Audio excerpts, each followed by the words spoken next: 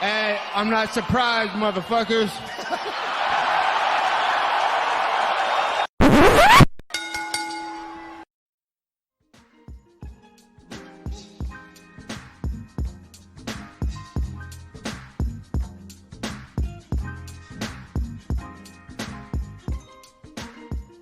What's up, guys? Welcome to the Courtside Soundoff podcast today. I'm Josh Shimanoff. He's Angel Ortega, and we got a big show for you, ladies and gentlemen. No UFC this week, but we do got an interview with the one and only Mike the Truth Jackson, the CM Punk Destroyer, back this April, maybe? We'll get into that in a minute.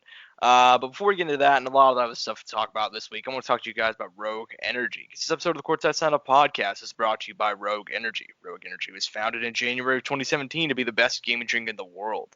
They've developed a premium stack in the form of a delicious energy and focusing drink. It is designed to help replace unhealthy canned energy drinks, coffee, and even traditional pre-workouts. Rogue Energy is sugar-free and is loaded with vitamins, antioxidants, and nootropics. They designed Rogue Energy for the emerging professional competitive gaming market and continues to have fantastic carryover and success with students, athletes, entrepreneurs, and anyone looking to optimize their mental and physical performance.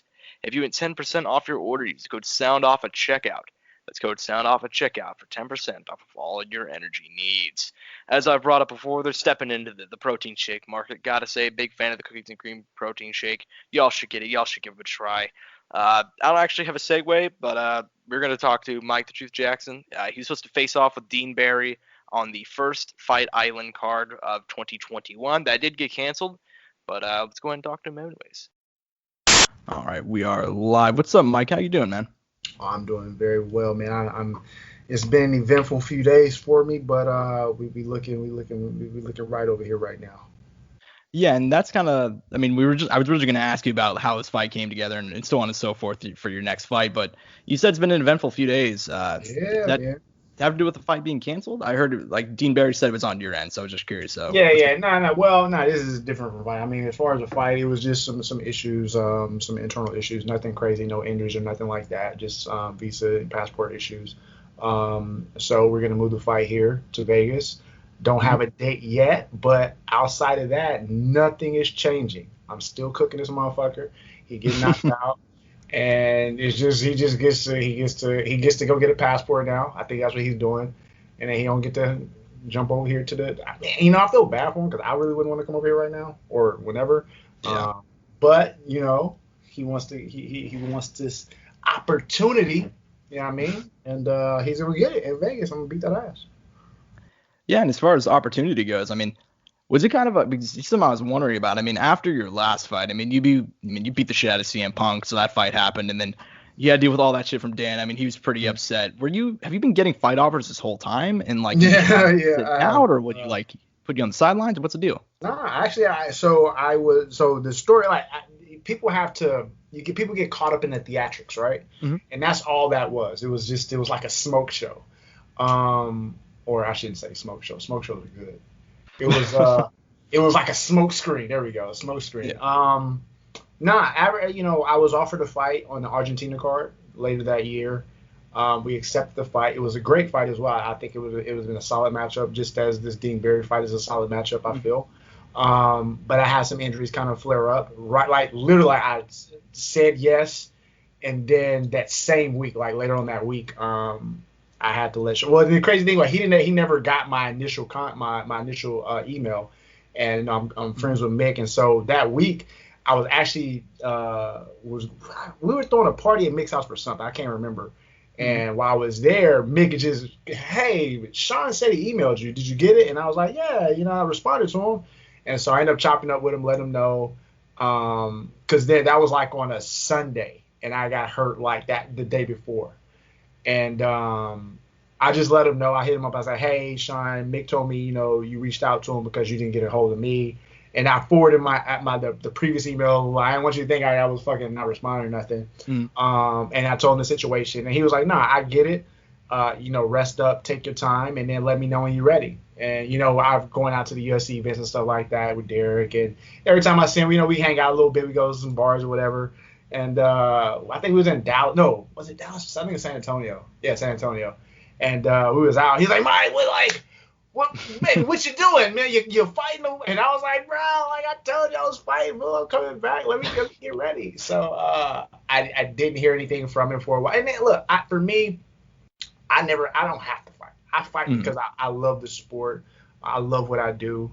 And, this is kind of like the cherry. This is just the cherry on top for me. Like, this is just extra shit that I get to do.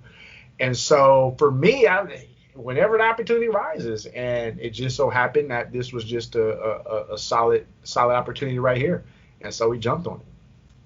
Yeah, and I mean, you mentioned that it's a good opportunity, and you said you don't have to fight. I mean, you're kind of like the media guy. I know you do a lot of photography and shit like that, and so that's kind of like your main game as far as that goes. I'm a person now, dude. I am an anomaly in this industry.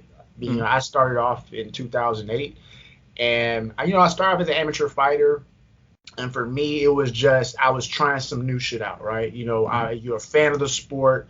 Because I've been watching since like the early days, back when we had like the cable box. Remember the bootleg cable boxes back in the day with the scrambler joints? I've been watching the MMA since then. Damn, I feel old as I say that though.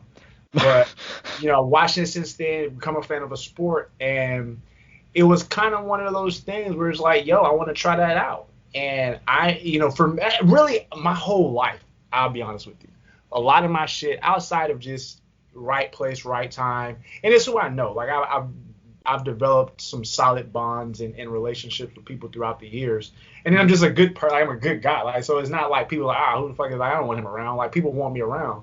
So everything kind of just fell into place. Like, I'm doing an amateur fight, and then again, my first amateur fight is for Mick Maynard on his promotion in 2008. It was called Lone Star Beatdown at the time, which later became Legacy Fighting, which later became LFA Fighting.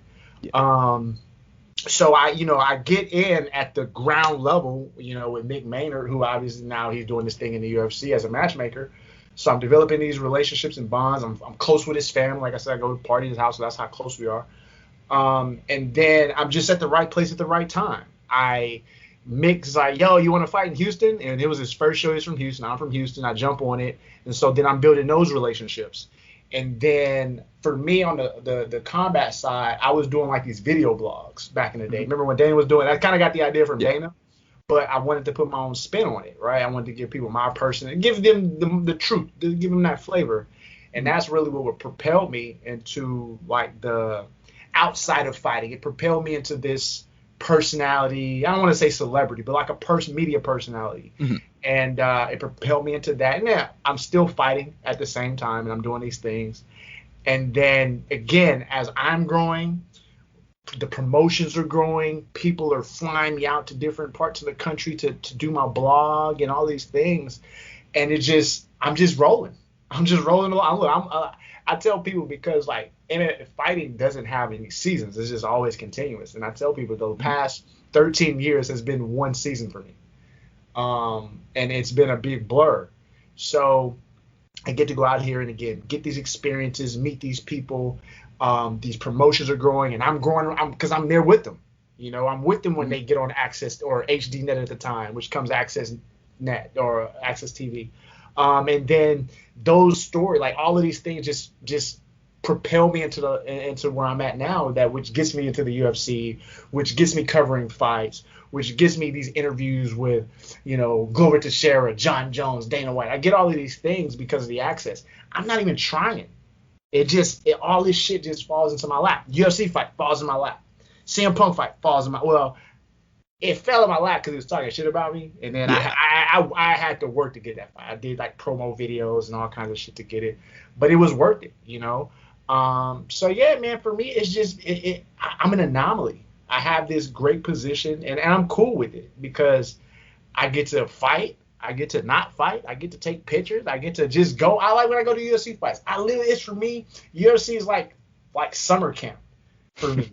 I just go, and I'm obviously I write story, whatever I'm doing there, but I get to have fun, and I get to be enamored in the community that I love so much.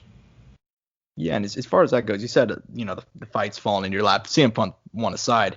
What happened with this Dean Barry fight, man? And because, it's all about opportunity for you. You've had these couple opportunities pop up. Was there something about his game that popped up that made you interested, or was it just I don't even know if he's told anybody this, but he and I actually set this fight up.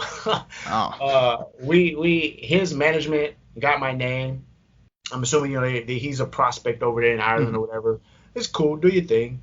So he get my name, and he had seen me up because he's kind of like, yo, what's going on? Are you even fighting anymore?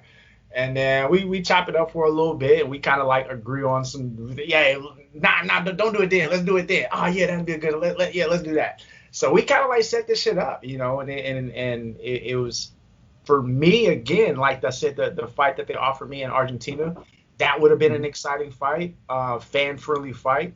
And just as so is with this one, for, again, being who I am in the sport, you don't want to, like, what you want to put me in there with a jiu-jitsu guy for? Like, nobody wants to see that. You want to see me defending submissions, or you want to see me, like, work on, nobody wants to see that shit. So you bring me in for a reason. Then let's maximize, let's capitalize off this, let's monetize it, and let's make the maximum amount of money that we can. So you bring in this kid who's and from his perspective, he's a world champion kickboxer. From my perspective, he's a karate guy who just happens to, he did some high level karate, I guess. Yeah. But I just don't feel, he has what it takes to beat me. But he does have what it takes to make for an exciting fight and a dangerous fight. It's not going to be easy. I guarantee it's not going to be easy, but it's definitely, I have no doubt in my mind about winning this fight. Yeah, and there are few easy fights in the UFC. I mean, well, excluding your last one. But Andrew, go ahead. I realize I've been cutting off all the questions. So Andrew, you go ahead. And you said a lot there. Is there a fight that stuck out to you, like that you're like, I need to do this after that, or like a boxing match, or a particular MMA fight, something back in the day from Pride or Rise, anything that sticks out that you were just like, I need to get into this somehow? Well, from what point? Like, what do you mean get into it? Just kind of like, for some reason it made you want to go out and like participate it in yourself, like start doing boxing, start doing MMA. You mean just in general? Like, why did I get into fighting? Yeah, or a fight that stuck out, or kind of what kind of made you gravitate towards it. Man, I couldn't even tell you, dude. Like, for me, I grew up, the early fights I remember was Tyson fights, but he was killing people back then. And then I gravitated toward Roy Jones, and I was a huge fan of his. I watched a lot of his fights, and I gravitated over to Floyd after that. So that's kind of what fighting has always been. Like, I've always been a fan of it for whatever reason. I tell my mom to this day, like, I got into fighting because she wouldn't let me do karate as a kid. So I got MMA, fell in my lap. And for me, if I'm thinking of like a fighter that stuck out, it's going to be Anderson Silva. I watched him, for a long time. And I was like a Silva stan. Like, and I've never been I'm not the fanboy of any type. Where I'm growing up, I've grown up around celebrities and athletes and all that, and it was just like, these dudes are like my neighbors and shit, right? And this is what it is. Even my dad, in his own respect, he was like he's now retired, a police officer out here, but he was like the police officer who's always on camera, and everybody, like, we're out and everybody knows him, right? So I always had this. Again, don't want to use the word celebrity, but they had this. In the limelight, so to speak. Yeah. So for me, like, when like the Anderson Silva, like, that was the first time I was like, yo, this is for Anderson. That's shit. I'm a fan. That just wasn't me. But it was his style, man. He was it's an art to watch him. And so when I see that, I jumped in MMA. I want to say I was training before then. When did Anderson come into the UFC? What was it? You remember? 2006. Okay, so he came to us, so I'm watching, and like I said, I started 2008 when I jumped into the gym. So I'm watching this dude do his thing, and I'm looking at my body type and what I'm doing, and people kind of like, oh, you got like this kind of kickboxer style or whatever, and I'm seeing this dude who I'm a huge fan of, and so I'm trying some of that shit out, and that's really was like, and I'm trying it out, and I'm just naturally good at it, and then I was like, all right, well, now let's get better. And that's really what it was. It was just, but at the same time, it's like, do I really want to do this? Like, I know I want to do it, but like, how much do I really want to put into it? At what level? I never had any aspirations of going to the UFC, but maybe we just do this on the legacy level, and like I said, shit just happens. We here. That's awesome. That's awesome to hear how that just kind of worked out and how that happened. And he's definitely one of those guys that kind of everybody kind of mentions. Like a lot of the guys are kind of like Silva. He is kind of that guy that kind of everybody kind of knows if they know a little bit about the sport. Right. Yeah, man, and it was crazy because again, I literally watched all of his UFC fights. I was there when he fought Chris Lee, and I remember that night, and because I remember hearing about him, and I was like, who is this Anderson Silva guy? I saw early YouTube. I looked him up YouTube. I see like the Michael Jackson Pride walk out and all that shit, and I was like, oh shit, like this motherfucker's a killer. And then you hear the shit that Joe Rogan is saying. And so you was like, all right, like this. I mean, Joe, we know at the time, Joe Rogan knows his fighters, so if he's over here capping or supporting like that, let's go. And then he does what he does. We all see it now. It's history. And I was just like, yo, this is the guy. And then he just rambles. He just rattles through everybody. Goes through Rich Franklin. I remember the James Irwin knockout. That shit was wild. The Forrest Griffin fight. That was one of my favorites. Oh, that was one of my favorites.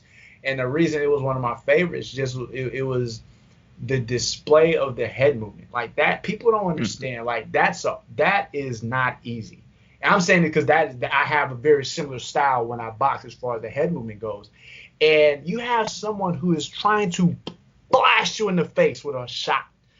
And you just in this little, and all these are separated by inches, man. And that's the beauty and that's the art of fighting. Is those little things. Come and go out there and just swing and bang or whatever, and that's cool. But when you have someone with that kind of technique and that kind of skill set, and it's so effortless, that's art, man. And that's really what captivated me about him. And I've been a fan. I don't think I've ever. It was him. I was just a huge fan of him for doing his thing, even to the end. Like I was and then I coincidentally later on I'm friends with Ed Soares, who's his manager, right? And I was like, oh, that's just dope. But yeah, and then I just gravitated over to John. I just love John. John's dope, And then people say what they say about John, but I separate. In this instance, I separate the fighter from the personal behavior. Has he done some, crazy shit? Of course he has, but I don't think he's done anything that is reprehensible to the point of just not being a fan of his, because people fuck up, Yeah. And I just think the things that he has going on in his life has put him in that position. And he's a kid, man. He's still learning. So yeah, those are my top guys, and I can't really think of right now because I'm friends with so many people. All the people at UFC now I've grew up with almost. So now I'm just fans of everybody that I'm friends with. That's awesome. I love that. As far as going back to the fight, how long has that been in the making? Has that been just within the last couple of months? Has it been taking a year? It was past few months. October maybe? No, probably like in October, November-ish, somewhere around there. No, it was October. I'll take that back. It was October, somewhere around there. But before Halloween. But we was just kind of waiting. We messy, like he'll message me, man, you heard anything? Yeah, man, I ain't heard nothing, dog. They taking their time. But I think the issues were really with they didn't know the location. I think that was the biggest concern because we all found out like that it was going to be on Fight Island when Dana made the announcement. Like that's when I found out it was in Fight Islands. It was when Dana said it on TV. No one said nothing. So I'm just sitting there and he hits me up, hey, you know anything? I'm like, man, I don't know shit. And then even like the communication is like, hey, we still don't know yet. You got your passport? And I was like, bro, we're trying to get it. We don't know. I was like, but because the first time they offered me, like, oh, it's in Vegas. I was like, cool. And the next email was like, nah, we need your passport. And I was like, wait, it was in Vegas. What I need a passport for? They're like, because it may not be in Vegas. And I was like, oh shit, okay. So that's kind of just the situation that happened. Now, would you? And I have kind of I imagine what your answer is gonna be, but would you have rather fought at the Apex or in Abu Dhabi? Oh, Apex. I never wanted to go to Abu Dhabi. Really? So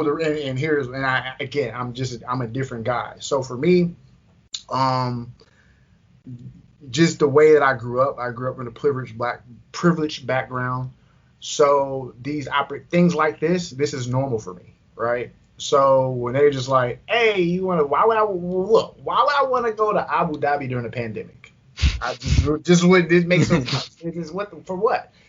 I have a cousin who's over in Dubai right now. He's fuck is he doing out there? I think working for a magazine company or something. Or a marketing company, and he and his brother, we were going out there to visit him this summer, And then like we planned it like in December, January. It was like, oh, we'll go out there. Or this is last year, so before the pandemic. We was like, hey, we're gonna go out to Dubai, go kick it or whatever. And then we was kind of planning that, and then the pandemic hit. Like, oh well, we sitting our asses down. And then they talk about Fight Island and going to Abu Dhabi, and I was like, wait, what? And I just look, and for me, again, because I already have access to these things, it's no big deal for me, right? As opposed to someone who doesn't have the same privileges and access that I do.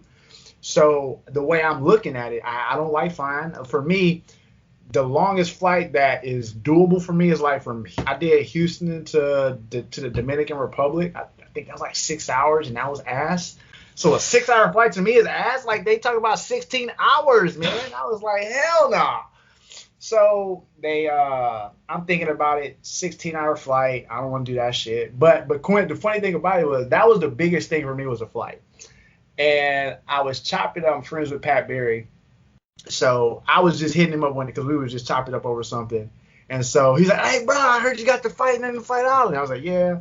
I say, man, I really don't want to fucking go out there, bro. I say, it's 16-hour flight. And he laughs. And then he say, bro, the flight is the best part. He says you like in a like the little cabin. And he's like, bro, they gonna give you pajamas. Keep the pajamas. And I was like, shit, I'm going to keep these motherfucking pajamas. But so he kind of made it feel, he eased it for me, but still, it's what I'm gonna do for 16 hours. I barely sit still as it is. So I'm thinking about first, let me rephrase. They're gonna fly me to Vegas first to quarantine, and then I think I would have left. Actually, I would have had to be there today, so I had to leave, go to Vegas, quarantine. Then I have to fly, do the trip to Abu Dhabi, quarantine. Then I'm in a bubble. Look, everybody who knows me knows I love food and I love to eat, and I base all my travels, even fighting. When I fought in Chicago, it was a true food tour in Chicago. We was getting it in. So we was going to do the Abu Dhabi true food tour. And then it was like, you in a bubble. I was like, well, shit, that ain't fun. What the hell am I doing in a bubble?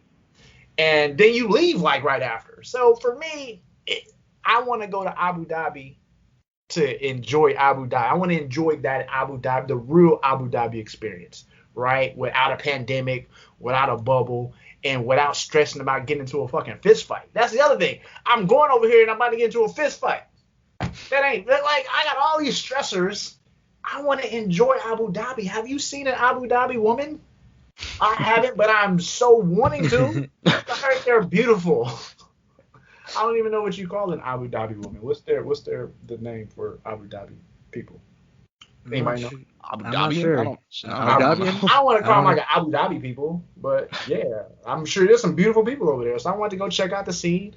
But yeah, that's not gonna happen now. We're gonna do it in Vegas, and cool. I head to Vegas a lot. I love Vegas now that I have family out there, so I go kick it with them. But I spend a lot of my time over in Red Rock, off away from the strip because the strip is trash. And well, I tell you, it's between Red Rock and the PI. I go between the two to spend all my time, and I'm excited, man. I'm really excited to get back to Vegas and show the world the actual talent. I like people and I hate this in MMA is like they say, oh, you're only as good as your last fight, right? But that's not a real thing. Like that's stupid.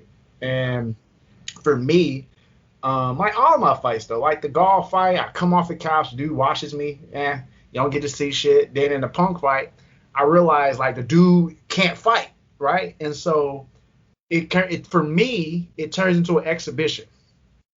You gonna get exhibition skills. You're not gonna get fucking real skills for an exhibition for what? Like there was no need for me to go out. Like people wanted me to go out there and like kill this guy. And maybe 5 years ago, 10 years ago, I would have done that. But I'm a different person now, right?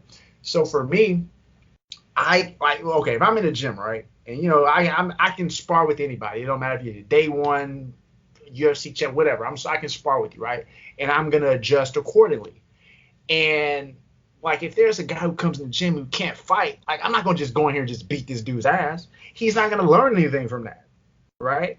So it's kind of the same sentiment. But for this, it was a little different because obviously as a fight, it don't matter. We get paid for it. But the way I looked at it, and I always looked at it, because I told people, I was like, this dude he is not at my level. He's not at anybody close to his level. So I said before I fought Gall, I was like, look, his best scenario is to fight Gall because all he's going to do is take him down to submit him. I said, I'm going to beat this dude's ass. And so when you do it the way I do it, you can't bring him back again. If I go out there and knock this guy out, shit, he just got. And I don't believe in the term lucky punch or lucky shot because if I throw a punch, I want it to land. Like, I'm not just throwing a punch just to throw. Like, even if I close my eyes and throw a punch, I'm hoping that punch lands, right? So how is that a lucky punch? It just, that punch that I wanted to land actually landed. Now, was my eyes closed, was my back turned? Sure, but I still wanted to hit you. So how is it lucky, right? It was unlucky for you because you got hit with a motherfucker whose eyes were closed. That's your bad, not mine. So for me, that was the only thing that really could have happened. Is like this dude just catching me with some dumb shit. But outside of that, like, he couldn't beat me. So I'm looking at it where you got this guy who can't beat me, doesn't belong here. He's not trying to be a champion. He's literally trying some shit out. Let me see if I can do this. Well, you can't do it. Let me show you why you can't do it. And so I did that, right? And I sent the guy to the emergency room. People are still talking about, oh, you could knock out a wrestler. I was like, well, one, I didn't want to knock him out. But two, I sent the dude to the emergency room. Like, damn, like, and I didn't even hit him hard. Like, the hardest I hit him, if you remember, it was like in the first round, I hit him with a right hand and his feet kind of came together. And he kind of like stumbled back. That was the hardest I hit him. And that was like a 50%er. So because I remember when I hit him, like, because I didn't throw it hard. And so when it hit and he kind of like stumbled back, I was like, oh shit, like, this was like, I didn't even throw a heater. So if I would have hit this dude, like, I don't know if y'all going back to watch any of my boxing or kickboxing matches, all of those are knockout wins. If I would have hit, like, there was this one, I fought this dude, something Douglas. He was a big fucking muscular dude. I was kind of scared. I was like, damn, this dude's big. But I had him on the ropes, right, because he couldn't fuck with me in boxing.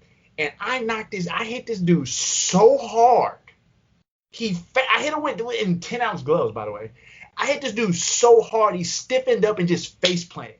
And this is someone who is a boxer who's trained to take punches to the face. You telling me if I hit this motherfucker with that same punch with these 4-ounce gloves and he has never really been hit before, I could have killed that man in that ring that night. If I would have just turned it up. And that's not what it's about. I was just in there to show him that he didn't belong. Like, I wasn't there to, like, hurt him. I mean, I sent him to the emergency room. I gave him a concussion. Like, isn't that not enough? Like, y'all haven't seen him anymore. Isn't that what the fans wanted? Like, I told people, I was like, look, when I get y'all, I'm not going to see him no more. But then the MMA fans, because they're not MMA fans, they're UFC fans. You know, they talk the shit. But, you know, like I said, the trolls and all that, that means nothing to me. I lose no sleep over these guys. It's funny. It's because, like, y'all are wasting all this energy on me. And I'm drinking a Keurig coffee right now, by the way. I'm like, what the fuck I care about y'all for? And your opinions that don't matter. Y'all not fighting. Y'all just talking y'all shit. So, like I said, at the end of the day, and tying it back into Dana White, when he ran his mouth with the smoke screen, I didn't take that shit personally. Like, outside of the first that happened, because I was trying to eat this pizza, and I got all that news as I'm trying to eat the deep dish pizza for the first time. It fucked my appetite up. But outside, after I went to sleep and woke up, I was cool. Like, I was like, all right, whatever. It meant nothing to me, you know? So, yeah, I don't give a shit about them people, man. And then I wanted to ask one more thing before I throw it back to Josh. Are we going to see you more in the UFC after this fight? Like, is there like a multi-fight contract going on, or is this like a one-off thing? No. I'm still like, I wasn't. Well, man, the motherfuckers cut me on my birthday after the golf fight. I was like, y'all some assholes. That's tough, man. Because look, the fight was in January, I think. No, yeah, early February. February 8th, I think was the day. Y'all motherfuckers wait almost 2 months to cut me, and then you cut me on the birthday. I was like, y'all are some savages, Jesus. But no, I have 3 fights left on the card. I have a new deal. I got more money than the golf fight anyway. So, so I have 3 fights left, and then we're gonna see what happens, you know. But for me, I know you mentioned like we're gonna see me fight more. Look, if it's a good, like, they're not trying to throw me in there with the dudes with like 10, 11 fights. Like this kid, he has the guy before they offered me had 4 fights in MMA. This guy has 4 fights. So I mean, as long as it's a quality matchup, right? And I know where I'm at. You know, I know the effort I put into training. I know what level I'm at as far as skill wise. Can I compete in the UFC? 100% I can. Am I competing at the top of the level? No, because I'm not putting in that kind of effort to compete with that level because that's just what it is. Like that's not I'm me and I do what I want to do and I don't want to put that effort in to be a top 15 or whatever. I'm cool where I'm at because I'm enjoying life. I'm enjoying the moment. Of course, and as far as that goes, man. One last question before we go ahead and end this thing off. I gotta quit. I ain't got shit to do. But I'm just fucking with y'all. Go ahead. All right, so I asked you last time before your last fight. I don't think you remember. Don't blame me. I was like a fucking 16-year-old at the time. Hey, we gotta grow. We gotta start somewhere, baby. Exactly. You were one of the first people to give me an interview, so I appreciate that. But so I asked you before your last fight your prediction for the Punk fight. I'm gonna continue that again. What are your predictions for this fight whenever it does happen? So what did I give you for the Punk fight? I'm just curious. I believe you gave me a first round knockout. First or second. Yeah, I would say everybody first round that went. And then so look, the intention was still the same. It was to a first round knockout until he threw that first double jab, and I was like, oh shit, he can't fight. that was a moment when he threw and again, it's not. I don't want to come off as if like I'm clowning him in any way because I'm not. Yeah. What I'm saying is that there's just levels to it, and he wasn't at the level that he needed to be to compete with me. That's all I'm saying. And it's not a knock. Like, you can put me compared to whoever the fuck you want to, and it would be the same analogy. But yeah, like, I just realized he couldn't. I was like, man, I can't knock this dude out. I'll feel so bad. But for this one, though, because this is not the same. Again, this is we're past the exhibition stage, right? Mm-hmm. We're going for the kill. We're gonna get the second round knockout. I don't know how yet. I haven't decided yet. I got some cool shit I'm gonna show the world, and I promise you, it's gonna be awesome. It's gonna be awesome shit, and people gonna have it. They're gonna be like, oh wow, like that was fucking dope and beautiful. Like also too, it's beautiful because I don't want people to just like I love Derek. Derek is my guy, but Derek just goes. He brings the thunder, he brings the force, and he just like that's not me, right? For me, I'm what my coach likes to call it. I'm a finesse fighter. And so you're going to see some finesse. You're going to see some beauty when I knock this kid out in the second round whenever we fight.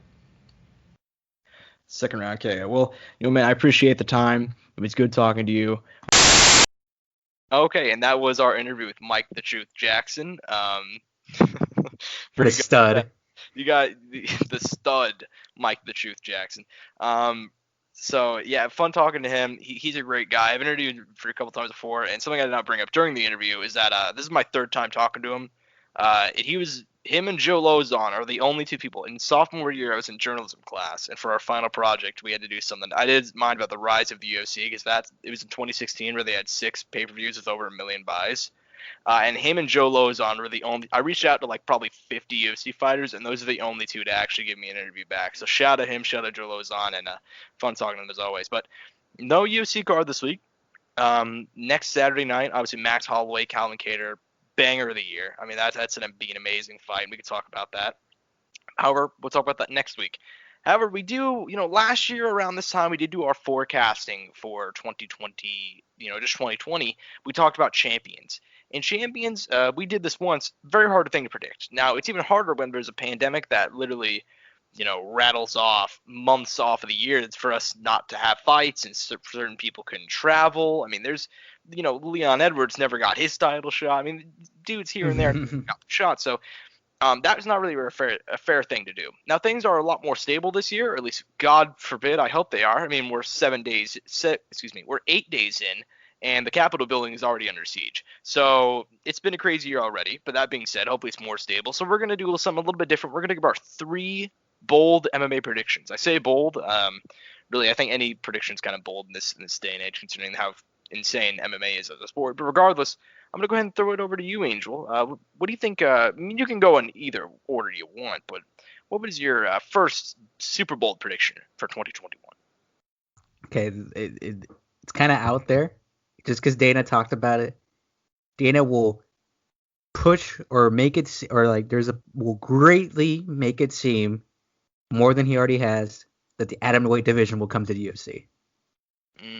So you're towing the line of saying the atomweight division's coming into the UFC, but not. Yeah, like he's gonna push it because look, for him to announce a whole weight division and to be introduced into this year would be crazy, Like it would have to be like he announces this year and it would happen, 2021. I think realistically, right? Because it'd be kind of wild if Dana was like, something, we have the atomweight division now, and bam, he just introduces into this year, which I don't think is like a realistic thing, but I think he would maybe, tease it more, and then make it seem like, yeah, we'll probably do it at some point, or it's gonna happen eventually. Like just give it time, just because of COVID and obviously money and the increase in the pay-per-view cost, which I'm sure we'll make some comment about later. Yeah, and that's actually a fair prediction. And as far as that goes, man, the atomweight division not being in the UFC right now, because I mean, looking out across all the divisions, I'd say it's probably the second best division across all of women's MMA. I mean, 115 is the best. And even like you got Joanna, Wei Li, Rose, the return of Tatiana Suarez. She's coming back. She actually just announced that yesterday. So we got a lot of people there. 105 is arguably just as good. I mean, particularly over in Japan, Ryzen dominates that shit. But even over here in like Invicta, we got Alicia Zapatello, who's an amazing atomweight fighter. A couple other people in Invicta that I think would help form an amazing division. So I do hope they come with a division, and I think you're right that at the very least he's going to tease it. But with Dana, man, Dana's announcements over the last few years, it's like nothing never happens. You know what I mean? Like he announced Zuffa boxing, and that never happened. He announced here, maybe there's a way you can balance it out on my end. Let me try something else. Oh wait, that sounded pretty good right there. Does it sound good? Yeah, I think we're good. I think we're chilling. I'm literally holding the microphone like right up to my mouth, so like it's just better. It's pretty good. I think we're solid. It's actually really good quality. Okay. All right, let me just. What the fuck were we talking about? Atom weights. Atom weights, and you were like Dana something in his announcements, and then he was going to announce Zuffa boxing, and then that's where he cut off. Okay. Yeah. So Dana is pretty inconsistent in his announcements. I mean, he announced Zuffa boxing, which never happened. He's announced a couple of different things that have never actually happened. So generally speaking, I don't take him a whole lot, I guess, at his word whenever he says these things. But that being said, I would love to see the inclusion of the atomweight division, just because I think there's a lot of amazing fighters, particularly in Japan. I mean, Ryzen, they run that shit in terms of the atomweight division in 105. But even over here in Invicta, they got amazing fighters like Alicia Zapatella. There's a couple of other really good fighters over in Invicta, which I think would make a really good division. So as far as that goes, I think 105 would be an amazing division. My first bold prediction to start off the podcast, to start off the whole thing, because we're just going to go back and forth. John Jones is going to lose in 2021. I think it's almost inevitable at this point after seeing, I mean, his last two fights, and then he's going up in a division where Ngannou and Stipe they're really bad matchups for him. I don't see how he does not get out unscathed. It'd be one thing if you're fighting a 205. I think he'd beat Jan. I think he'd beat a lot of those guys. Even if he fights Izzy, I think I might pick him to beat Izzy. I mean, I wouldn't, but I might. You know what I mean? So there's a couple of other fights out there for John that I think are winnable, but I just think he's going to lose at least 1 point. At 1 point in 2021. Alrighty. My other bold prediction for you, and it's not the craziest one, but I think Glover Teixeira does not fight for the title this year. Which is very sad. Would be very sad, but I think that's just the truth or the reality we're in. Yeah, I think that's pretty much the reality. I don't see how he comes back to actually go ahead and fight for the title, especially because we're looking at, I mean, Izzy's going to be the big favorite. That officially got announced, Izzy versus Jan. Listen, I'm a big fan of both those guys. I have no interest in that fight. I mean, there's a lot of reasons behind that, which I guess we'll get into as it gets closer, but more than likely, yeah, I don't think that's that bold at all. I mean, that's a pretty good prediction, honestly, because obviously, let's see what's going to happen. Izzy wins. Obviously, he's going to fight John next. John's tied up at heavyweight, so that fight won't happen for a while. And even if he does win, John's going to come back down. He's probably going to defend at 185.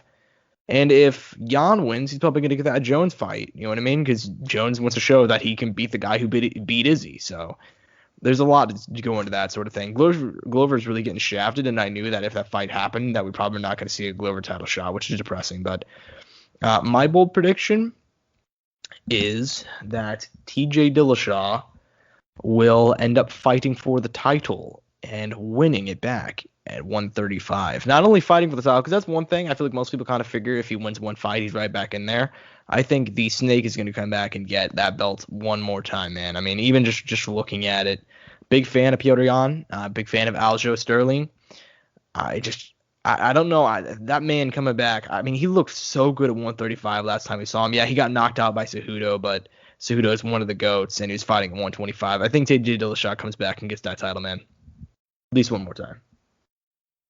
Okay, and then my final one, which is something that should have happened last year, is Conor McGregor will fight 3 times this year. Oof, that's really bold, man. Yeah, just kind of stick in the same lane. I'm going to go another fighter fighting this year. Not Conor McGregor. I think Nick Diaz returns in 2021. I think he's finally going to make it happen. If you've been following, I don't know if he's going to be in the UFC. Here's my big catch. I don't know if it's going to be the UFC or not. If you follow what Dana said about Nick coming back, I think he said it a week or two ago. He said, like, why would Nick come back? I don't want to see Nick Diaz fight again. Basically implying that he's not, going to give him a fight or he's going to end up releasing him. I think maybe the higher ups. I mean, people like to pretend Dana owns the UFC. Dana does not own the UFC. He's basically a figurehead at this point. I mean, he's the president of the UFC, but like, you would think he's pulling all the strings, man. There's a whole bunch of other people he has to listen to, namely the higher ups at WME who own the UFC and are millions of dollars in debt. So I think they're going to see that Nick Diaz is one of the bigger stars. I think he's going to fight in the UFC one time in 2021. Against who? No idea. That's the fun part, man. I have no idea who Nick Diaz is going to fight. I want to see him back, man. He looks in great shape. My bold prediction is that Nick Diaz fights and Nate Diaz doesn't. That's to kind of expand on that. But overall, man, it's gonna be a fun year. It's a hell of a year. Is there anything else you want to touch on? Just kind of in your quick little preview of MMA in 2021. I mean, dude, we are so spoiled to start off the year. I don't know how they do it, man, but it's actually kind of crazy, the number of title fights, the top contending guys against each other. I mean, and this is just to start off the year, because to start the year, we have, Dustin, Connor, Michael Chandler, Dan Hooker, Izzy, Jan, Gilbert, Kamaru. I mean, it's just the fact that they got these guys rolling so quick, I think, to start off the year. Which is really special because that's something the UFC does well. They cap off the year nice and they start the year nice. I'm not gonna lie to you. I don't remember what started 2020. It was Cowboy Connor. Yeah, in 2019 they started off with Cejudo Dillashaw. Okay, yeah. So the last couple of years it's been. And they had Weili Joanna too at the start of the year. Exactly. So they've been starting off the year nice.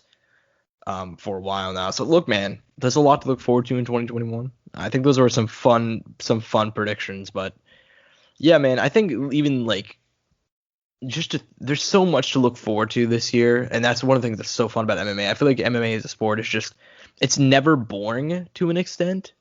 So that's one of those things that I'm looking forward to, just seeing everything happen in 2021. But opening up the year with these cards, man, I mean, Chiesa Magny is a card is a fight that I'm really looking forward to. Like if I were to stack rank the top 3 fights I'm looking forward to, that'd be like number 2, honestly.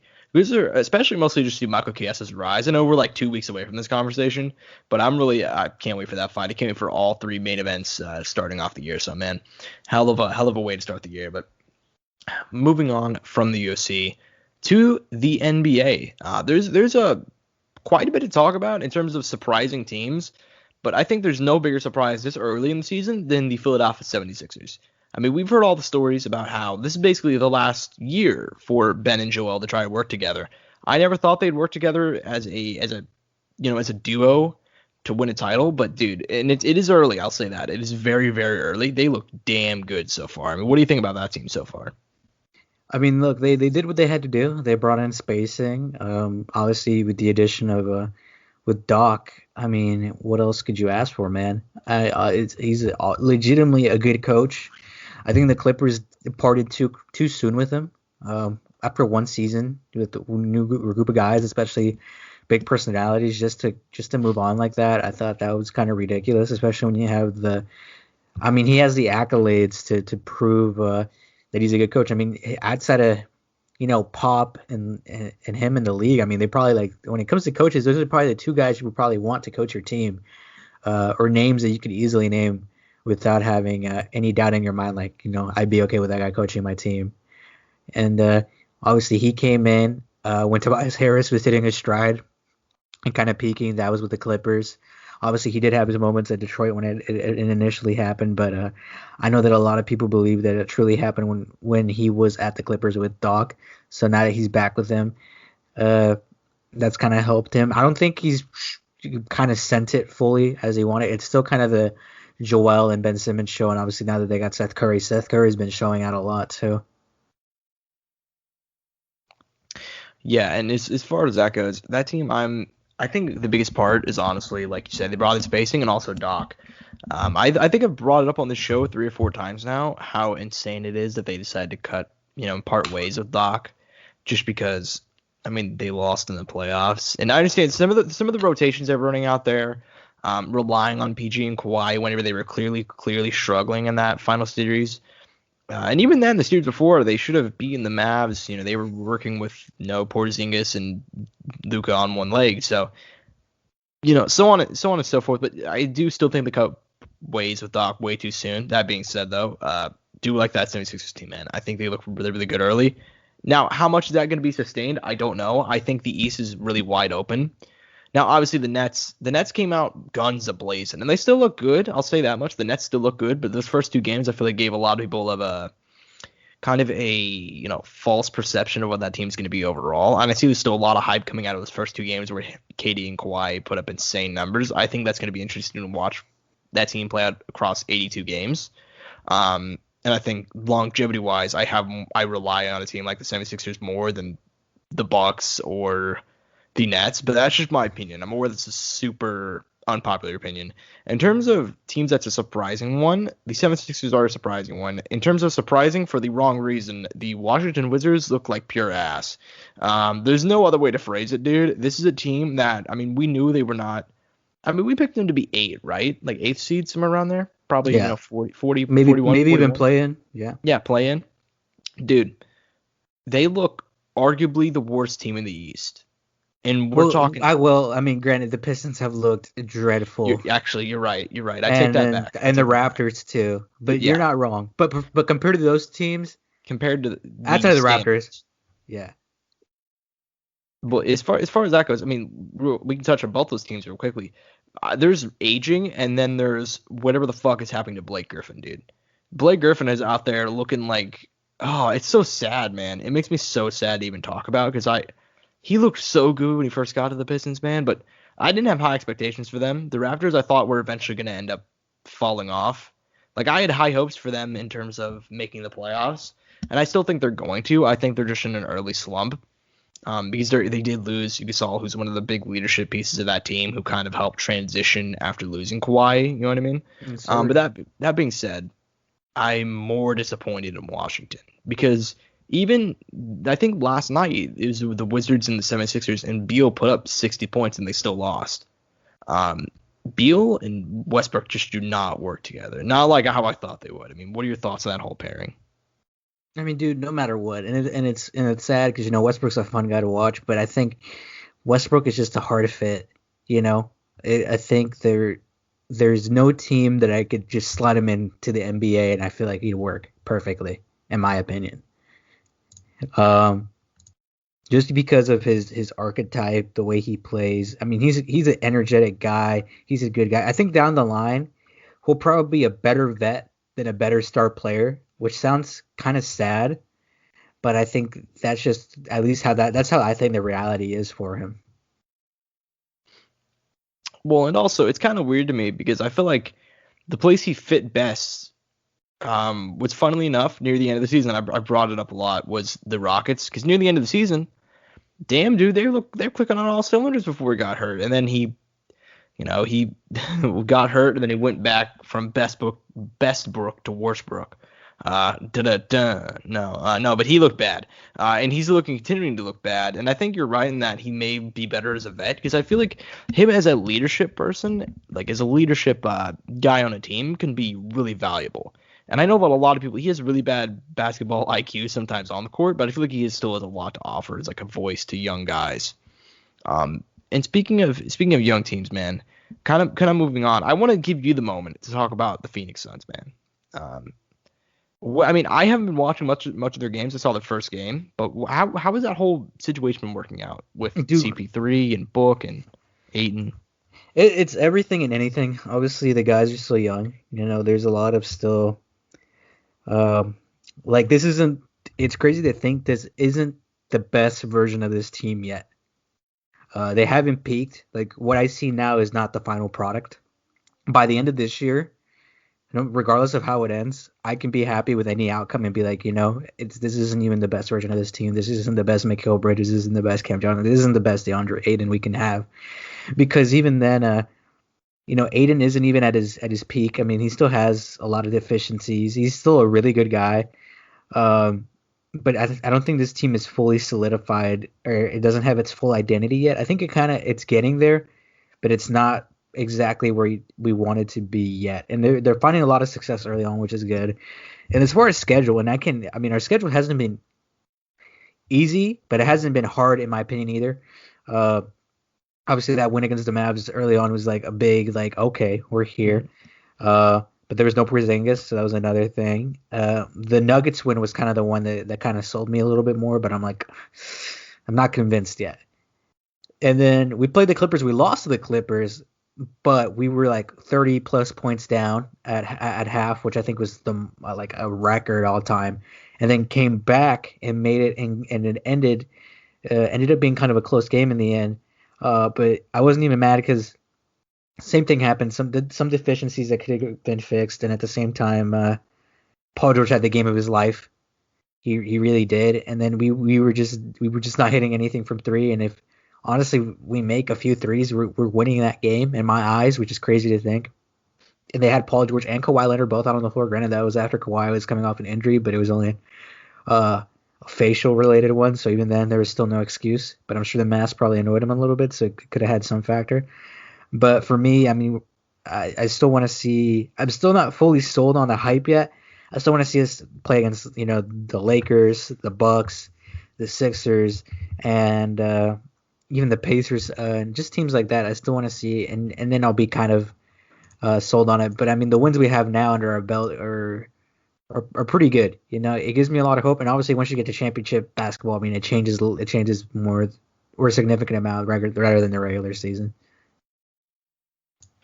Yeah, and as far as that goes, I think that's a team that I mean, not to kind of steal your thoughts on it, but generally speaking, I agree with most of what you said. I think that's a team that's gonna gel more as the season goes along.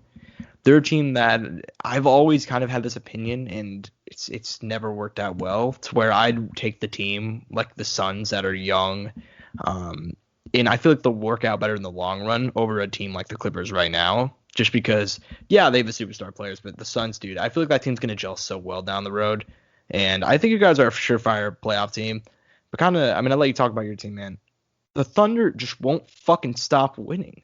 And it makes me so upset. And I feel like I'm like a broken record because I did this last year too. I did a whole thing about the Thunder and their failed tank. Dude, they have like a million picks though. You're fine. They have a million picks, dude. Like, just stop winning though. Like that million picks could be a nice, because we're not gonna make the playoffs. I mean, that's playoffs. Like, we're talking about playoffs. Like, that's not gonna happen. You know what I mean? Like, but we keep on winning. We're winning just enough games to probably finish out 500, which is really gonna piss me off. But moving on from that, man. I mean, before we go and close out of the NBA subject, I mean, what are your thoughts just about any of the team around the league and just as the league start as a whole? I mean, man, I'm surprised about the Nuggets. They're 3-5 right now. I thought they're one of those teams that I thought during the regular season they were just there.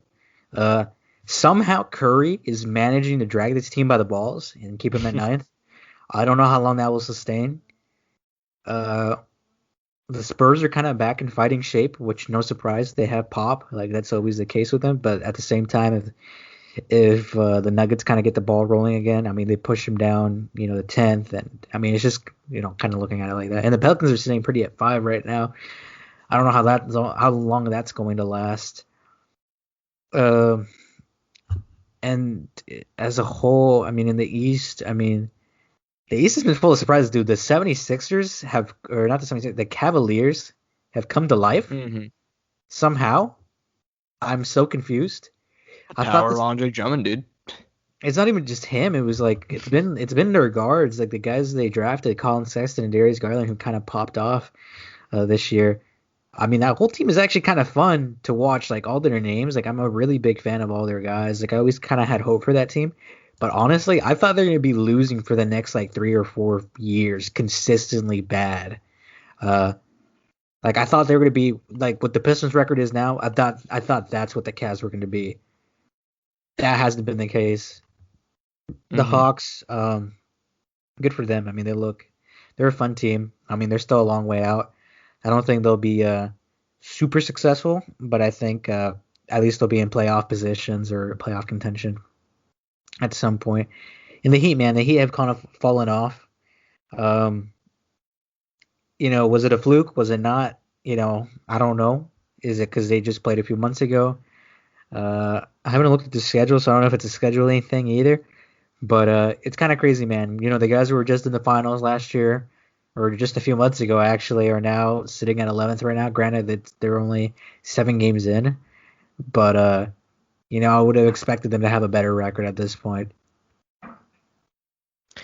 Well, also to be fair, I mean, looking at the Heat team, they're never a team that I really have much expectations for in the regular season. They're a team that I think works well a whole lot more in playoff ball, but I mean that's honestly just my opinion overall. I'm not surprised that I mean, obviously I'm a little bit surprised they're playing this bad, especially considering the momentum they had. I mean, you can make a damn good case that if that team was healthy, they might have won that series. I don't agree with you, but you can make the case considering how many close games there were and the fact that they went out in 6 with the majority of their squad out and Jimmy playing his dick off. And speaking of the guy playing his dick off, you brought it up, dude. Steph out here he's looking like MVP Steph, man. I gotta take the L here. I for sure thought the Warriors were gonna be sitting him. I was talking to another guy about this, another friend of mine, and I was like, dude, Warriors. I give them 3 weeks before Steph is sitting on the bench for no reason. You know what I mean? Like back how it was last season, how Steph broke his hand and then was out for 7 months or something. You know what I mean? Like something outrageous. How they get, you know what I mean? Just so they could sit him on the bench so they could keep on losing. I thought that was gonna be the case this time around. Nope, dude. They're looking like a competent team. I mean, not outside of him a whole lot, but he's dragging them to wins, and it's incredible to see, dude. He's playing lights out. So shout out Steph Curry, man. Overall, it's been an interesting start of the season, man. I mean, just overall watching games, it's not as it doesn't feel weird anymore. You know what I mean? Like I thought it was gonna be really, really weird watching these games. It was one thing to watch in the bubble because they were doing a lot of special camera angles, a lot of production shit. It doesn't feel as weird to me anymore not having fans in these empty arenas. But Well, some of them are having fans. Some arenas are some having of them. fans. A very A few. limited amount. Yeah, so it's gonna be interesting to see. And I mean, you yourself, I mean, you're going to a game. That's gonna be cool. I mean, It is. It's a while from now. I am kind of. I'll tell you how that experience is when I come back. We'll definitely have to talk about that on the podcast and tell you how I felt because I'm actually kind of curious to see how that works. Like just walking around and then obviously I'm assuming. Oh, not even assuming. I'm obviously gonna be wearing a mask and then just the whole dynamic of how everybody's separate and all that. Because I've seen some of the games and there is a lot of space between people, dude. Like a significant amount. mm-hmm. So outside of obviously the coaches and the players, which is interesting, because it's like that's not 6 feet. No, I'm just kidding. Well, I mean, you'd be. I mean, I've never even. I mean, you'd be the first of us to go to an event since COVID started, so it's gonna be interesting. Reporting from the ground. We should try to get you fucking media credentials for that. That'd be funny. I mean, only if I could. I might have to try to apply for it, man. At this point, you never know, right? Why not? Why not, right? We'll figure something out, right? I'm sure I can, just show the Courtside Soundoff logo and they know who I am, right? Exactly. Immediately, love your podcast, bro. Love the intro. Go on through. We love the energy. We love the interview with Mike Jackson, bro. Go ahead, go in. Exactly. Hopefully that happens. You know what's crazy though? I thought about this at the end of the year. Last year, we went to Invicta. I mean, you went to Invicta. I went to Invicta as a, just a fan, right? Mm-hmm. Viewer, however you want to say it. We met Max Holloway, and then that same year, what else did we do, Josh? I know we did something else that same year. Big 3 a couple months before that. Isn't that crazy? That was all in the same year. That doesn't feel like that was all in that same year. No, it doesn't. Because COVID also happened. I mean, a lot happened, man. Like I thought back to it, and I'm like, what? That was all in one year. Like it's actually kind of crazy. That's wild, dude. And then I remember, wasn't it rumored that it might have been MMA in Kansas that year? Like the UFC might have came back. Yeah, UFC was going to come to Kansas City in August. And well, COVID happened, and that kind of killed that. Rip. So that would have been cool too, and we missed out on that. Obviously, I don't know how we could have got. I don't know if we could have. I know you probably could have done something, Josh. But as far as the courtside sound off, as us getting in as I was gonna. I'd already talked to him. I was already planned for that whole thing to be there for K-Shide Press covering my first UFC card. But you know what? COVID just has to continue taking more things from me. Regardless, no, I'm fucking around. But that would have been awesome to do. But regardless, I mean, it's still gonna be fun for you to be the first of us too, because that's gonna be an interesting experience. That's one of those experiences that you literally can't replicate. I mean, because once the shit gets figured out, nobody's gonna be like, yeah, man, we're only gonna allow 2,000 fans in for no reason. You know what I mean? Like, but regardless, that's gonna be interesting. And speaking of fans, man, I forgot to talk about this. UFC having fans. What are your thoughts about that, man? In the first card, Connor, 3,000 fans. I mean, I'm not surprised. It's Abu Dhabi, and then they're selling. You told me the amount the tickets would be selling for. Yeah. It's yeah. No, I mean, I'm not surprised. I mean, they got to make some profit somehow, at least there. A little extra cash, at least the bonuses for the guys, so it doesn't hurt them as much, Man, it's going to be interesting watching that, because we've dealt with a whole year of not having any crowds. I mean, it's going to be interesting to watch, because I'm of the unpopular opinion now, because I know a lot of people are like, man, crowdless MMA is awesome. I mean, I'll still love MMA, but like, dude, crowds add so much to it, in my opinion. It is a different kind of energy, for all sports. There's no screaming, there's no silence, there's no hype, there's no ooh-ah, we kind of do miss out on that. I mean, some of the greatest moments are when fans are freaking out, man, after a crazy clutch moment or whatever, and we're missing out on that. Well, yeah, just imagine a fight like Poirier Hooker having fans for that round 2. All the Figueroa Moreno, dude. Like, just the fact that we got robbed of those moments. And there were some cool stuff, like hearing the coaches call out stuff I thought was really, really cool. But I'm not going to miss fanless MMA. I mean, it'll still be there. I mean, the Ultimate Fire's coming back. I don't know why everybody's like, oh, man, I'm going to miss it so much. Like, Ultimate Fire's coming back, dude. Like, the Contender Series has always only had, like, 20 people there, so I'm not sure what you're talking about. But right. So, regardless, I am excited, though, because I feel like it makes all the sense in the world for it to come back with a Conor fight, and damn, man, it's gonna have some limited fan attendance. That's awesome to see. So shout out them. I cannot get tickets. 3,000 people, and the tickets are going for a lot of money, man. But regardless, plus the ticket getting there, plus the hotel, plus it is truly a luxury. But yeah, man, it's gonna be a hell of a show, and bring it back to the NBA. It's been a fun start of the season, but moving on to the sport that is at the end of its season, nearing its conclusion, the NFL. And now, ladies and gentlemen, it's been 2 weeks, so we didn't get to talk a lot about last week, which would have been interesting, because I would have given you guys a prediction that the Browns were not going to make the playoffs. Glad the show wasn't on, because they did. And now we can give our predictions an Angel. I'm not letting you out of this, man. You've been sticking along. You got to give your prediction now, man. I got some good memes. I got some good memes, dude. Oh, really? You do? I do. Well, right. Maybe they're not memes, but you'll see. I mean, we can go ahead and start off real quick to just talk about the last games of the season, man. I guess there's not really anything I really want to talk about in particular, other than the fact that the Bills, who had nothing to play for, by the way, because now the way it works in the NFL is it worked forever to where the first seed and the second seed got a bye, so you'd want to play for the second seed. Now that doesn't work anymore because there's 7 playoff teams. Only the first seed gets a bye. The Bills went out there for no reason. I mean, the Steelers sat their starters. Bills decided to go out there and play the starters and skull fuck the Dolphins for no reason whatsoever. The Dolphins, by the way, win and they're in. Lost by 30 points. Bills put up 56 on them. It was horrific. It was disgusting, and it was awesome. As a guy who's been watching, who enjoys watching Josh Allen play, Browns got the dub. They're in the playoffs, beat the Steelers back up, did what they had to do. gets to the interesting thing that I think would be interesting to talk about. I'm not sure if you saw this. Washington Eagles. Washington was playing obviously with Alex Smith. Win their division at 7-9. History right there.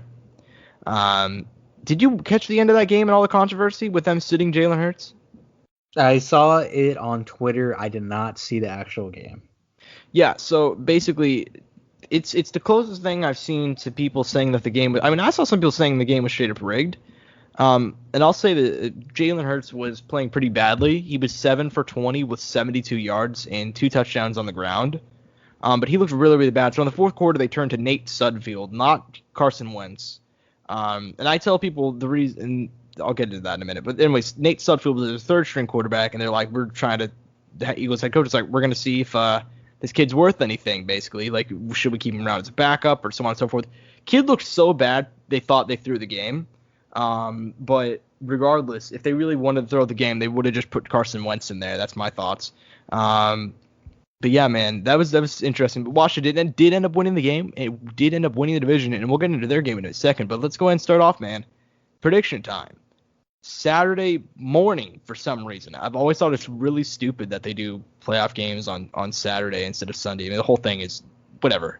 Not even going to get into that. It's a pointless rant. Saturday morning at 12 o'clock, Colts-Bills. What do you think about that one, man? Josh, I don't know why you put me in this position. All right, fine. You know what? I'll go first, and then you can just parrot everything I say. How about that? Even better. All right, perfect. So here we go, man. Bill's about to destroy these boys. I don't see a way. No, okay. I could see the Colts winning this game just because I'm not sure which version of Josh Allen's going to come out. Actually, no. You know something? Fuck that, Josh. I love the Phillip Rivers shit talk. I'm taking Phillip Rivers. Fuck Phillip Rivers. Yeah, man. It's gonna be interesting to see what happens there. Just because I'm not a big believer in the Colts. I have not been all season, and I thought the whole thing is then it's like the Colts looked like they were a quarterback away from being a Super Bowl team, and then they decided to go out and get 39-year-old Phillip Rivers. I'm like, dude, that's a step and a half forward, but like you're not going to win the Super Bowl with him. They barely got into the playoffs because Dolphins did the biggest choke job I've ever seen in the history of my entire time watching football. I mean, it wasn't much of a choke job, honestly. They fucked up the entire game. There was not a time for them to choke, but regardless, I think the Bills are going to win here. I would not be surprised for a Colts upset, but I think generally speaking, I think Josh Allen's going to pick apart that defense. If there's one thing that the Colts have wrong with defense, they're a very strong defense, but they're very strong run defense. I think Josh Allen and that team with a bunch of speedy receivers, they should sign Kenny Stills. I think they're going to end up beating him in the pass D. I think they're going to win a pretty lopsided game, probably like, I don't know, 2 touchdowns or more. That's my thoughts on it. I'm sure you agree with the same thing. I love the breakdown, Josh. Also, I'm assuming you're also picking the Bills. I am just because you gave the most beautiful breakdown in the world. Fucking beautiful breakdown. Moving on to the next game on Saturday, Rams Seahawks. This one is this is the game I'm least excited for, to be completely honest with you. For a variety of reasons. Most of which the fact that the Rams will very likely be playing their backup quarterback John Wolford, who I saw him playing against the Cardinals and really not a whole lot. Jared Goff got injured 2 weeks ago. Fuck. It was backup QB versus backup QB in the Cardinals versus Rams game last Sunday. So basically, Kyler Murray went down too. Yeah. So basically, the winner of that quarterback game got in the playoffs. So it ended up being the Rams. It's kind of epic, not gonna lie. I mean, I love the dude for the Cardinals. His name is Chris Stevler, I think, or something along those lines. He was a CFL quarterback who looks like, I mean, the dude he's a party animal. Like, I saw a video of him getting fucked up with the Grey Cup. You know, the Grey Cup from the CFL. Him getting fucked up with the Grey Cup parade, just completely drunk, wearing like a bear mask or something. Love it. Absolutely insane, man. He looked terrible, but full props to him, dude. He tried. But regardless, I'm not excited for this game. I think the Seahawks are going to win. I think it's going to be kind of boring. Seahawks have not looked very good the second half of the season, and neither have the Rams. So this is the game I'm least looking forward to. I think whoever wins this game gets bounced out in the next round. But regardless, I'm going to take the Seahawks just because they're the healthier team right now. Moving on. Buccaneers, Washington. Thomas Brady. Don't even question it, Josh. You know what I'm going to do, don't you? Yeah, I already know. I already know what you're going to do. I know you're gonna say. Thomas. Let me set the scene. Thomas Brady, surrounded by arguably the greatest cast of all time: Mike Evans, Rob Gronkowski, Chris Godwin, Antonio Brown, Leonard Fournette, Ronald Jones, capped off with a potential Hall of Fame coach in Bruce Arians. Guy's been head coach for 10 years now. Great guy. I believe he has a couple of rings as a O coordinator. Amazing guy. Great team. So much hype. They were the media darlings all year long. I mean, Brady put up 42 touchdowns at the age of 42. Who does that besides Tom Brady? They're going to lose Saturday night in Washington. Chase Young is going to put on a hell of a game. I think it's going to be a defensive struggle. I think they're going to put the pressure on him. I don't think Tom Brady's going to have any time to throw. I think Alex Smith is going to do Alex Smith things, a.k.a. not turn over the ball, hit the short passes, do what they can to stay on the field. And guys like Antonio Gibson, J.D. McKisson, Antonio Gibson, J.D. McKisson. I just realized the names rhymed. Anyways, I think they're going to do a hell of a job on the run game. Do what they need to. Logan Thomas I'm predicting Logan Thomas going to put up 7 catches and a buck for a touchdown. I think it's going to be a good game, man. I mean, listen, I've been right on all my super outrageous NFL predictions this year, at least most of them, anyways. I think I predicted the Browns to make the playoffs, and I know I picked Alex Smith comeback player of the year and to beat the Steelers, which is my prediction of the year so far. So I'm gonna go and I'm gonna stick on the Cinderella ride, man. I think. Do I honestly think they're gonna win? No. Am I picking them to win? Fuck yeah, I am. I think it's gonna be a lot more fun if they do, and so I think I'm gonna pick them to do it, man. I think the Bucs have been beating up on a lot of bad teams this year, and I think Washington has a good enough defense to stick in that game. So I assume you're also picking Alex Smith, future MVP. I love the storyline, dude. We're all about the storylines here.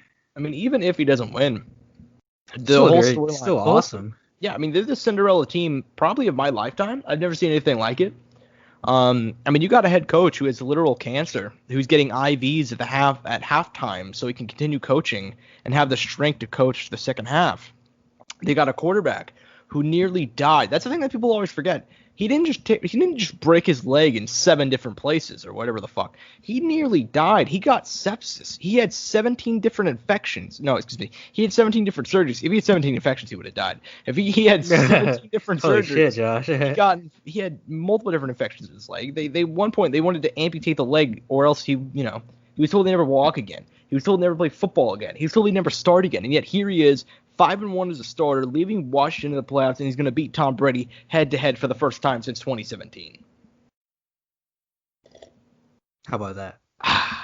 All right, anyways, moving on. It's always fun to talk about Washington, dude. Anyways, moving on. Sunday. Noon. High noon. Ravens-Titans. I'm going to go Titans again.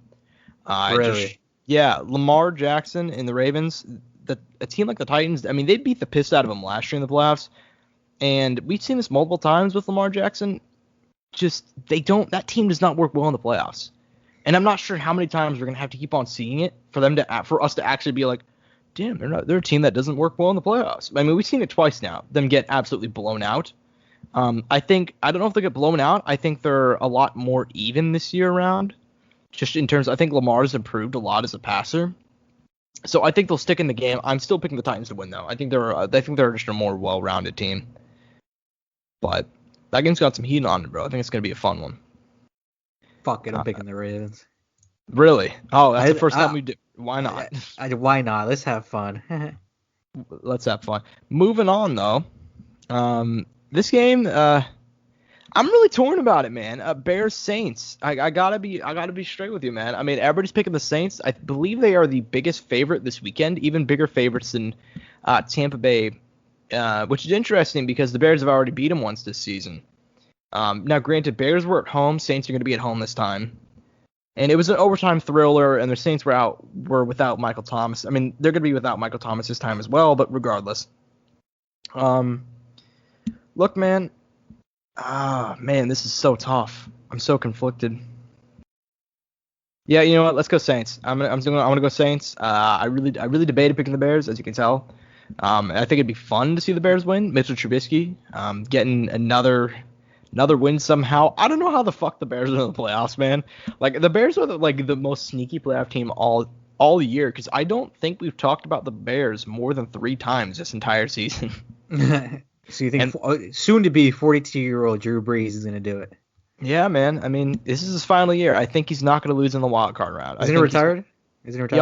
Oh yeah. We talked about it. Conclusion. Well, I mean, he's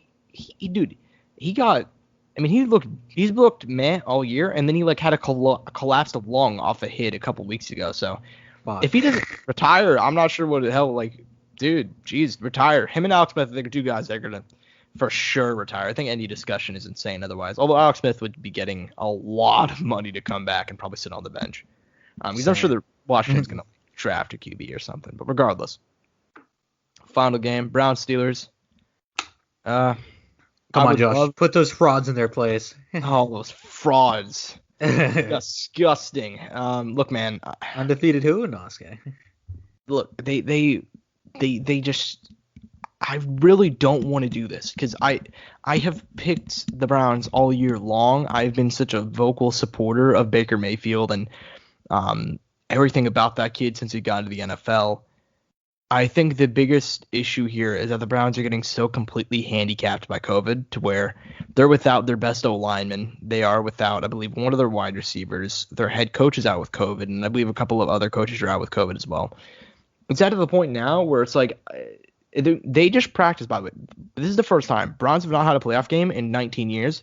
This is the first time they practiced today, Angel, today. They practiced today because their facility was shut down due to COVID outbreaks. They practiced for the first time today. The game's in 2 days. They're flying out tomorrow. Like, okay, man, that's okay. Dog. It's not in a good situation. It's all good. They can. It's all good. Juju's not gonna make a TikTok on that logo again. Dude,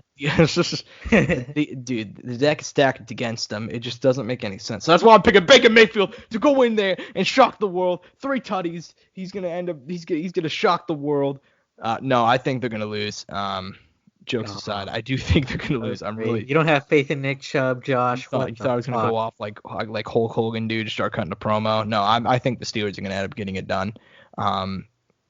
Just because it's hard for me to see a team that has not had time to game plan. And I understand they played them twice, but one of them was with the backups, and the other time they got the shit kicked out of them. Now, granted, the Steelers looked like a much better team at the start of the season in the second half. I don't think it's gonna matter. They have the home field advantage. They've actually been able to practice, and little things like that, man. So much it comes out of that. And I know that, like, now in all fairness, I'm not including the element of Juju not shutting up, which is a big, because I'm not sure if you saw this. He came out today and he had a press conference. He was like, yeah, man, I mean the Browns are good this year, but I can't stop looking at them like the same old Browns, like they suck, like something along those lines. And I'm like, man, why? How many times have we got to teach you this lesson, old man? I mean, come on, man. What are you doing? First the TikToks on the logo. You getting your ass blown up, dude. Like, you're getting destroyed out there. He's about to get quick scope, dude. For real, you were part of FaZe, man. For real. And then he's calling out the Browns, calling them trash. And I don't think he called them directly trash. He implied they were trash. I mean, I understand it's rivalry stuff, but like, it's a bad look. That being said, though, I'm going to take the Steelers. So that's my full lineup, man. I'm going Bills of Washington, Seahawks, Titans, Saints, Steelers. So, not that it matters because the Chiefs are going to win it all anyways, but Josh said back to back. Back to back. You know what it is. You know what it is. I love it. But moving on, man. I mean, is there anything you would talk about Wild Card Weekend before we go and cap off with your boy? No, I'm just excited, dude. I'm just excited for the games to come out and then the results to happen. Obviously, the Chiefs are not playing, so it's kind of heartbreaking. But obviously, it's better this way because, we're not going to worry about nothing, at the moment. Yeah, that's true. But moving on, man. Let's talk about it, man. Your boy. I mean, we didn't do a preview of it, but I mean, do you want to lead it off? Oh, did I lose you? Are you still there? You kind of went silent there for a second. Oh. I think I got your back, Josh. Yeah. I cut out for a minute, but let's go and talk about it, man. I mean, your boy. I mean, we didn't preview it, but I told you I was going to bet my house on the fact that Ryan Garcia was going to end up being Luke Campbell. And for a couple of minutes there, I was really worried about where I was going to live. Yeah, no. I mean, I I was like, man, Josh, you really just fucking jinxed us, didn't you? Look, I thought he would win, but I knew the entire time it was gonna be a hard fight. You know, it really is. Like as much as Luke Campbell has lost his last couple of last bouts, I should say. No matter what, dude. I mean, he's gone the distance. This is the first time in his whole professional career he's ever not made it to the cards. You know, at a loss. I'll put it like that. Hey man, Luke Campbell had his moments though, dude. I mean, he has, outside of probably Lomachenko in that weight class, probably one of the most extensive and successful like amateur backgrounds. You know, he's an Olympic gold medalist. You know, obviously, I think you know, he has a bunch. You know, there's a bunch of stuff there. Obviously, Ryan in his own right, extensive amateur background. You know, Golden Glove winner, yada yada yada. You know, so many hundreds of bouts at the amateur level when he was young, and obviously undefeated at the professional level. And almost not undefeated after, you know, the second round. Hey man, he made a damn good case. We saw though that he's still very gray. You know, there's still a lot to work with. But hey man, you know, I think this is a good thing, man. You know, everybody needs like a reality check. You know, because you know, for a while, especially with any sort of fighting or boxing or anything like that, dude, when you start winning by knockout, or you're just kind of winning constantly, you know, you kind of have this moment of invulnerability where you think you can't lose. And he had that after he got knocked down for the first time I think he said that was his first time ever in his career. I don't know. I don't think it probably ever happened at the amateur level, but or at least he didn't mention it happened at the amateur level. But that was the first time it ever happened, and I think it was good for him, you know, and his corner scolded him a lot, and I don't know if you did you watch it, Josh? Yeah. So you saw the scolding, right? Yeah. Yeah. So I mean, there's still a lot to I work would with. too in their position. Oh yeah. So there's still a lot to work with, and he did his thing, right? He came out, got the body shot, won, but it did look scary, and he did have to, especially when you lose a 10-8 round, you have to make up for a lot, because after that you can't lose pretty much another round.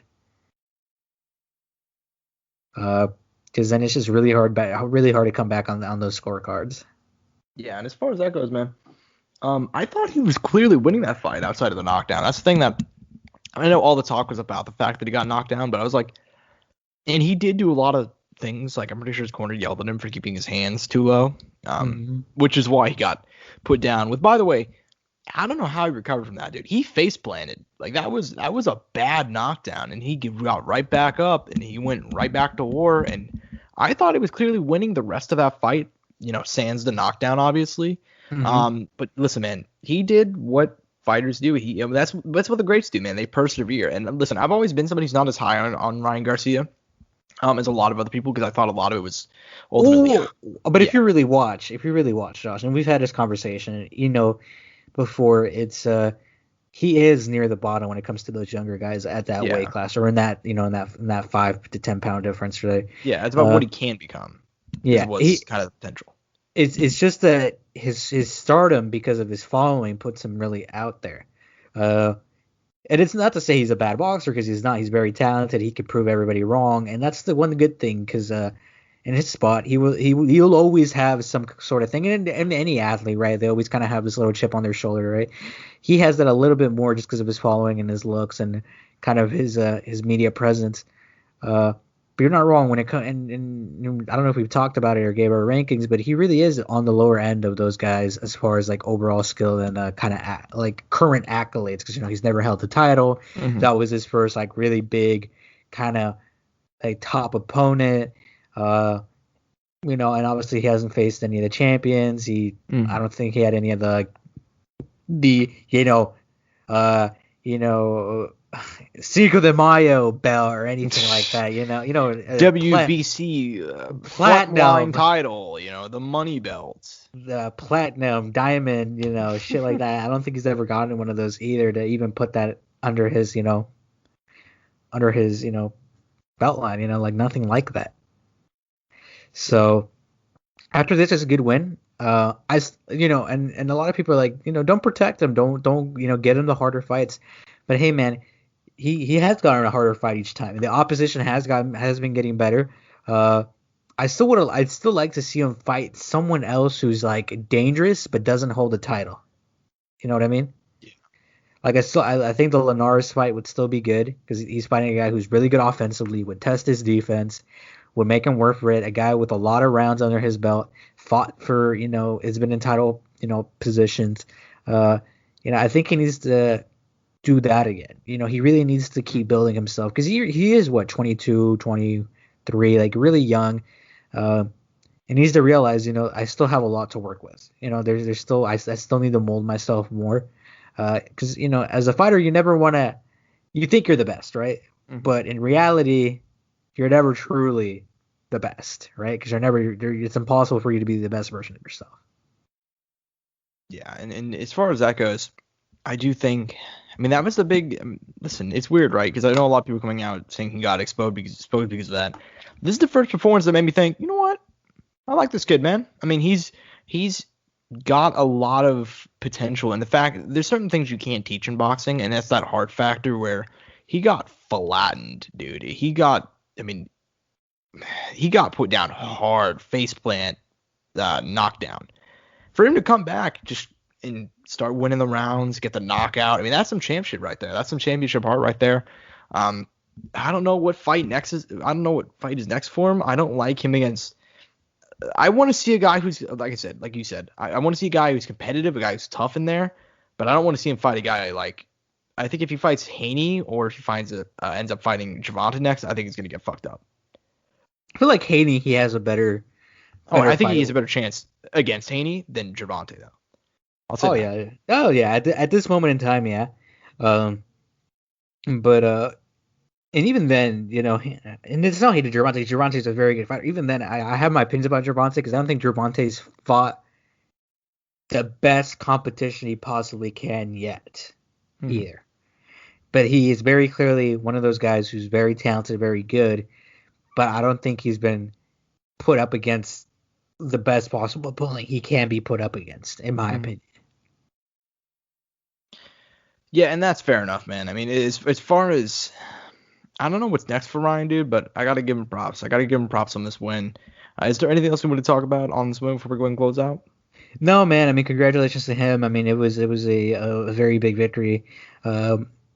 Obviously carry that same energy. You need to get back into the lab and work on everything you need. Obviously, he knows his craft better than anyone else. But I'm sure he's going to take a hard look at that, and I really am excited to see Ryan come back and see what is next. What how does he get better? Because he really does have a good camp, a good team, and a good supporting cast behind him.